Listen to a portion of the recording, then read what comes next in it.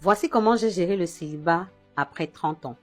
Je ne sais pas comment ça se passe dans ta région, mais d'où je viens, quand tu as 30 ans, ou quand tu as peut-être moins de 30 ans, quand les gens autour de toi se marient, tes camarades se marient, tes voisins se marient, les gens dans la même communauté que toi se marient, le plus souvent, tu deviens le sujet de conversation de plusieurs personnes.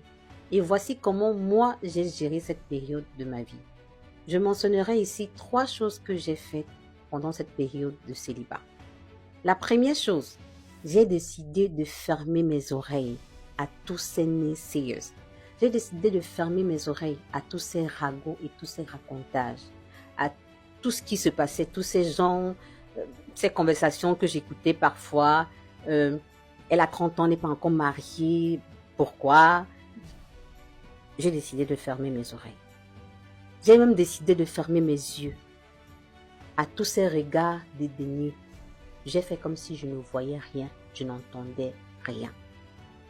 La deuxième chose que j'ai faite, j'étais tellement concentrée sur mon objectif, tellement concentrée sur ce que je voulais accomplir, que je me souviens à cette période-là, j'ai bâti une relation plus forte avec Dieu.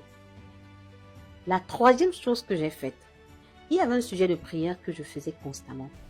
Et ce sujet de prière est le suivant. Je disais à Dieu, Seigneur, ne permets pas que je passe à côté de ce que tu as réservé pour moi.